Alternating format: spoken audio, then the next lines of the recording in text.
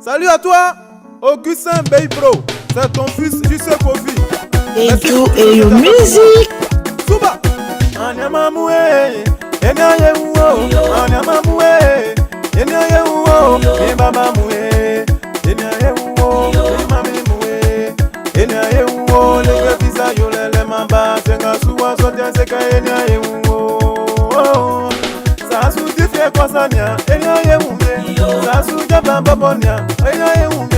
Sasu tolo kosanya, enyayewo. Sasu paswa kosanya, enyayewo. Mi mami muwe, enyayewo. Mi baba muwe, enyayewo. Le visa yolele mamba, senga suwa sotia seka enyayewo.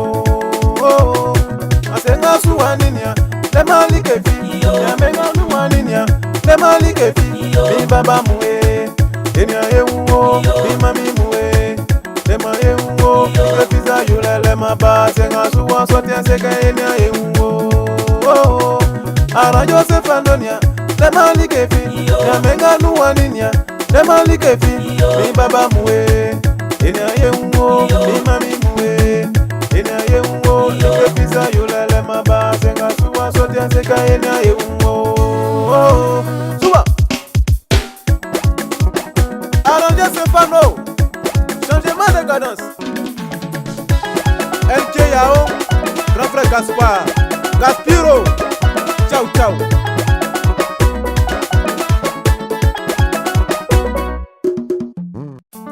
Tous ceux qui disent Jusce Kofi ne chante pas, écoutez ça.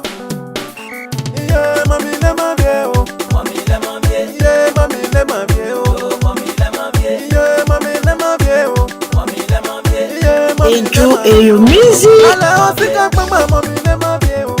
Ale o loto pama mami le mambie, oh. Ale o some pama mami le mambie, oh. Sengani songba papa pro mamisa. Mauma samonyoli o papa pro mamisa. Ya o no wele mami le mambie, oh. Mami le Dije mambie, boko mami le mambie, oh. mami le Inu mambie, kwelien bebeke dije masele. Dije masele mami le mambie, oh. Bebe mi Jusce Kofi mami le mambie, oh. mami le Asenga mambie. suwai, ominga le masikan. Na puma swai, ale ma bambai. Na kenga wawla sisa srame buwa pipi fwe. Ya ono wele, mami le mambie ou. Mami le Inu mambie, kwenye, bebleke baba mature. mami le Baba mature, yaki famisye ou. Se le myongasi yaki baba famisye ou. mami le Asenga suwai, mile malike fi. mami le Kamenga nuwai, mile malike fi. mami le mambie, Mon grand frère Eric Wakou mami le mambie, et ma grande sœur Rolando. mami le mambie. Et la souhait, et la souhait, et la souhait, et la souhait. Suba, suba, suba, suba, suba. Fando contrôle musique. Ménilia, Gamoué Madeleine. Merci maman.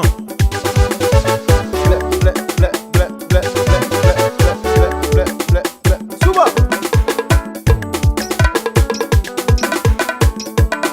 Et salut comme ça, Kofi Sébastien et mon frère Kamso l'agent.